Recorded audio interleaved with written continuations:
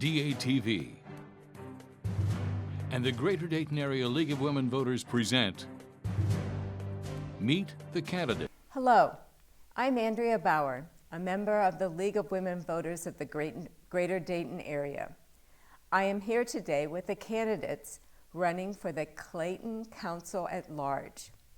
The candidates are Todd Burkett, Tina Kelly, Misty McDowell, Greg Merkel, Emily Wellman, and Dana York. Todd Burkett, Emily Wellman, and Dana York are unable to join us due to prior commitments. We will start our interviews by giving the candidates 1 minute to tell us about themselves and why they want to serve on the Clayton Council at Large. We will begin with Tina Kelly. Ms. Kelly, you have 1 minute to tell us about yourself and why you want to serve on the Clayton Council at Large. Hi, my name's Tina Kelly. I'm a lifelong resident of the city of Clayton and the Clayton community. I have served on Clayton Council for 3 terms, 12 years. I feel that my community in the future is the most important area I served on. I love my community. I want to continue to help others and help the residents continue to move Clayton forward. I'm a new business owner. I've also worked in the Northmont community for over 30 years, but today is my first day of my new business being an owner of a hair salon.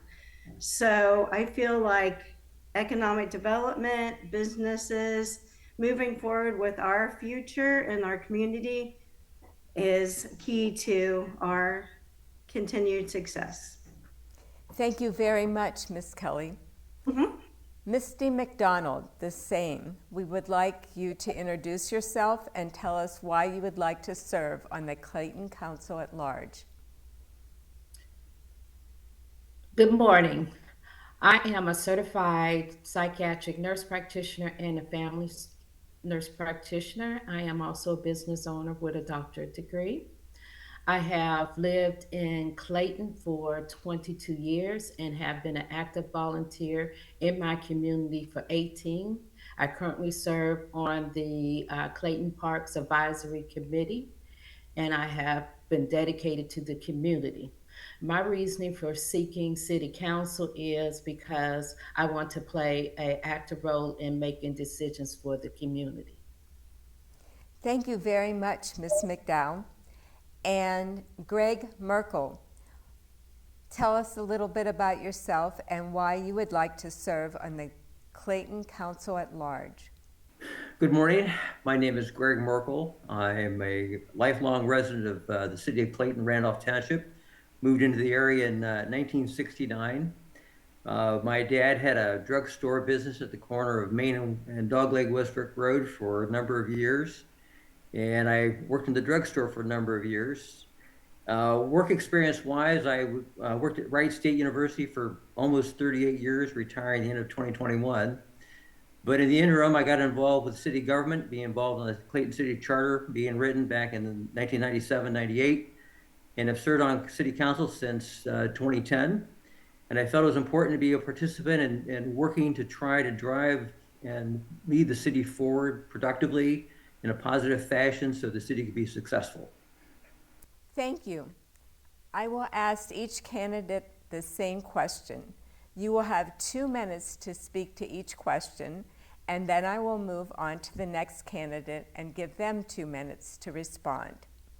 The first question is, what do you see as the biggest challenges facing the city? And we will begin with Misty McDowell. Ms. McDowell, what do you see as the biggest challenges facing the city? One of the biggest challenges in facing the city is housing development and ensuring stability of our city without increasing taxes.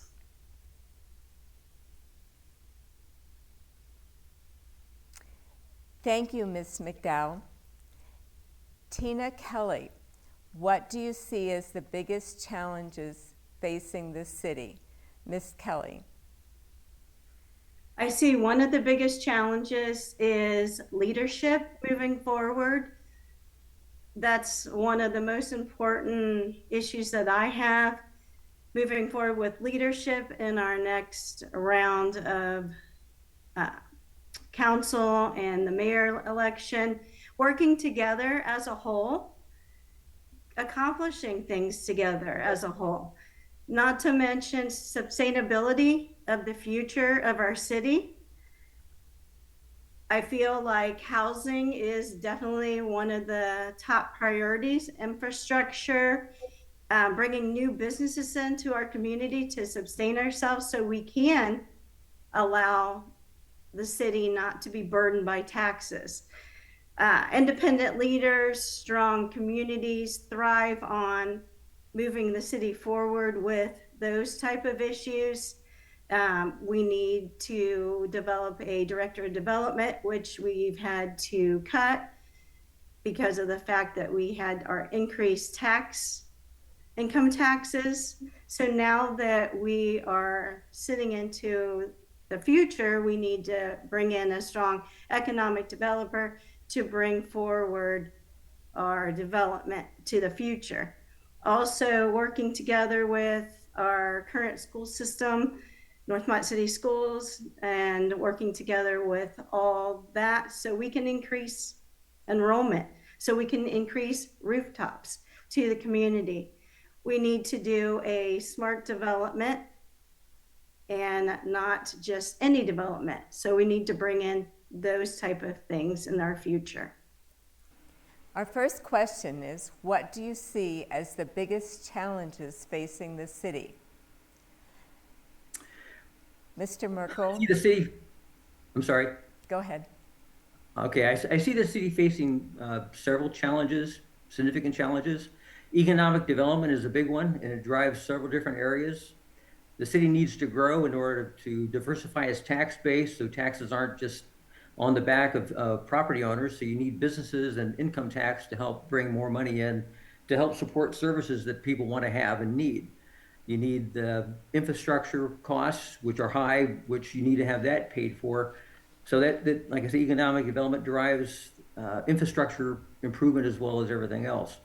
Other challenges facing the city, the idea being the city council needs to work to find direction for the city and work together to achieve that goal.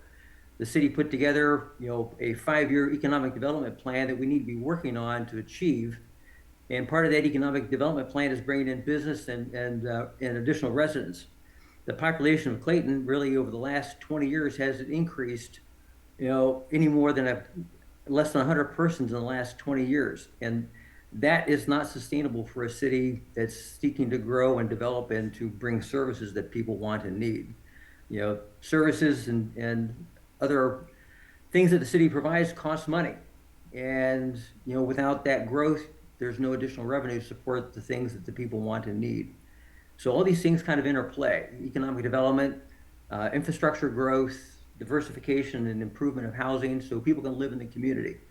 So it's hard to say which one's the most important because they're all equally important, and we just need to achieve, the common goal in terms of how do we move the city forward. Our second question is, what should the council at large do to address the housing needs in the city? And we're going to begin with Tina Kelly. So Ms. Kelly, what should the council at large do to address the housing needs in the city? I feel that we need to bring together a community group and discuss what we need to do for the future. So what are people wanting? We also have a Plan Clayton and role. So we need to go off the Plan Clayton. We can make changes to the plan. Nothing is written in stone. However, I feel like we need to get together as a whole in the community with council, staff, and talk about what our needs are. We have had several proposed plans for our development. Therefore, things have passed, things have not passed, but in all, we need to get together with our leadership and also our department heads and talk in the community with council, work all together. My common good is to work all together so we can move forward, so we can have development. We need that to sustain ourselves for the future. Thank you very much, Ms. Kelly. The same question for Misty McDowell. What should the council at large do to address the needs in the city, the housing needs in the city? Ms. McDowell.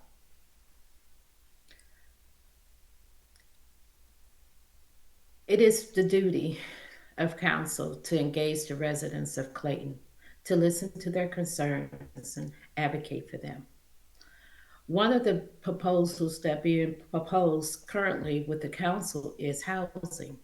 How do we address housing? We have limited space, but we have land that's available that would help grow the city. Now, we do have challenges because we have people who oppose growth and those who support growth by supporting housing. So we have to listen to our citizens, hear their voices, make a decision how we move forward and how we move this city to the next level. And when I talk about the next level, I'm not talking about in the next 5 years, but I'm talking about rather in the next 15 to 20 years. Where do we want to see our city? So I would like to hear more people in the community speak out about what their concerns are. And if they support housing, they need to come out and say so. If they do not support housing, say so the council can make the best decision and advocate for the majority. So with that being said, if the majority support housing, housing will bring in revenue. Housing will keep taxes lower because it will spread out evenly among the residents. And but we also have to realize to keep this city growing is we have to support um, our infrastructures, our roads. Uh, we're doing really, really good with blight and housing. We have very limited blight and housing. So that is great because of our codes that we enforce in this community. So thank you. The next question is, what should the council at large do to address the housing needs in the city? Mr. Merkel? It's just not the council persons at large, but it's everybody on city council. You know, the city only has a finite amount of open space, and most of the open space is areas where people have a strong voice in terms of saying they don't want to see development. And it's not negative aspect as far as saying no development, but it comes down to being how do you develop those areas that come up. Someone's selling their land and a developer saying they wish to buy it and put something in. How do you make development happen? And it's a sore point with people in terms of development, but that's the thing that drives the infrastructure for bringing revenue in to help support the operation. It's a big issue, and it's like I said, it's everybody has to work together to achieve that endpoint. It's important for persons to voice their opinions, and it's important for the council persons to hear those comments and work to find a median ground where there's compromise for how do you improve the infrastructure, improve the housing, and how do you lessen the impact on the people that are directly across the street from it or next door to it. And it's not saying that all development has to happen, but it's a matter of how do you make development happen, how do you make it smart, and how do you make it work for everybody. Our last question is, describe the skills and experiences that you will bring to the council. And Misty McDowell, we're going to start with you. Describe the skills and experiences that you will bring to the council. I am a hard worker and been a hard worker all my life. I have been great at listening, and I offer a diverse perspective that can help unite people and bring people together. And as I've said a little bit earlier, it is my duty to engage the residents and listen to their concerns and advocate for them. So I bring new energy, fresh ideas to the government, and I believe together with the community support and me supporting them, we can create a vibrant, responsive, and resilient community that serves all people of the community. Thank you very much, Ms. McDowell. And the same question for Tina Kelly. Describe the skills and experiences that you will bring to the council. I'm glad you asked that. Thank you. I bring to council and have brought to the council for the past 12 years a formed together to work with the residents to be a listening ear for the sound of the city and sound for the community. We have all walks of life in this community. Together we can achieve the future. I feel that I listen, and I can work together with council, staff, and the community. I've always worked hard to achieve working together, and I feel that that is one of my strong points, and I will continue to fight for residents and moving the city forward, not only in the next 5 years, but again, in the future. I feel like we can together become one, and my goal, hopefully one day, to be called a Northmont community. The last question is, describe the skills and experience you will bring to the council. Mr. Merkel? I think it's important for a person who sits on the city council to be able to look at the whole big issue that's being presented, not just one part of it. Throughout my work career, I worked at Wright State in health and safety, and it was always important to listen to the facts, get information, and make decisions based on fact and what the requirements and laws and regulations dictated. And it's important for those things to be at play, not favoritism, not special interest, not single issue, or how does it benefit me? My approach on things is that if it should be in the best interest for the community, the city, the citizens, and not in my best interest. When I say my best interest, it's like it's not me. It's not for me or for my benefit. It should be, how does this impact the city, impact the community, and like I said, how do you make things better? So I take a step back from issues that are being discussed, look for facts, look for negatives and positives, and weigh out the options and ask questions. It's always important to ask questions and get truthful, factual information to present to people when they're asking questions about where things are going and why you take a stance on something. And I think it's important. That's been my method of operation for the entire time that I worked at Wright State, because it was always important that that you be truthful, and that's been my mode of operation. I don't play on social media because of that. In closing, we would like to provide each candidate with a minute for a closing statement. Tina Kelly, we're going to begin with you. You have a minute for a closing statement. I appreciate the time today. Thank you so much for putting this together. It's very informative. It gives residents a perspective on moving towards each candidate that is going to be chosen.